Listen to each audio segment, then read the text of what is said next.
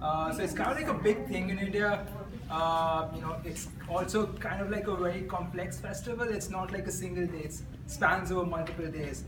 It's not a single event or it's not a single god. It's like multiple deities and multiple events. It's sort of like encompassed into Diwali. And it's sort of like a separate celebration in every different part of India. So it's kind of like a very, very complex festival. And the most naive way to sort of like explain Diwali is that it's similar to CNY in China, or it's kind of like as important as Christmas as it is in the US. So it's known as the Festival of Lights, and the reason why it's known as the Festival of Lights is because it signifies the triumph of light over darkness. And there is one big story that surrounds Diwali, and it's that of Ramayana. So Ramayana is a ancient Hindu scripture that sort of like has given us a lot of festivals, a lot of stories. And the one big story that surrounds Diwali is about this guy called Ram. He's a prince of some part of India. He is banished to the forest for like a period of a dozen odd years. And he is accompanied by his wife Sita and his brother Lakshman.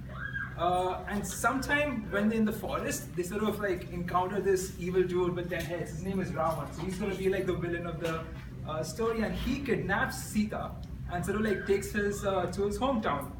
So Ram, Lakshman, and this other dude who kind of like looks like a monkey, they sort of like form a team and they sort of like attack Ravan's hometown.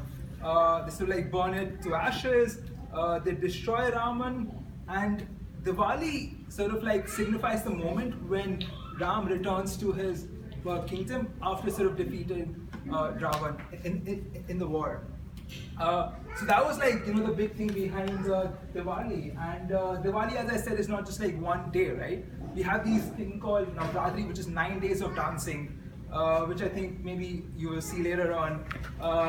They have this thing where they sort of like burn effigies of Ravan to signify again the triumph of good over evil.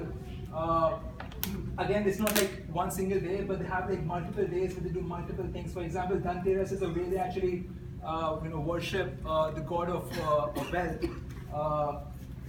And we hang a lot of lanterns with lights. We light a lot of diyas. I think there are some around here. A lot of fireworks as well. There's this thing that's pretty cool. Like my mom used to do it a lot. They take colored powder and so like create decorative patterns in front of her house. And well, okay, that's I've got it. But yeah, happy Diwali. That's a brief 2-minute explainer as to what Diwali means.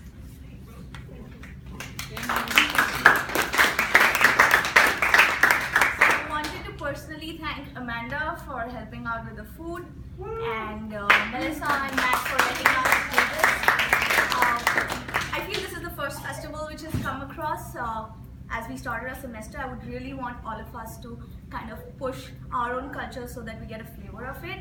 All I wanted to say is thank you, everybody, for being my family. This is the time where you celebrate and dance with family.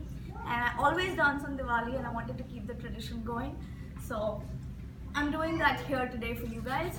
I wanted to say that the song that I'm performing on, the 2 performances that you see today is, you'll be able to see one side which is completely traditional and how, with the culture that I come from, not India, like Rajasthan, and the other is the Bollywood flavor, which is the commercial side.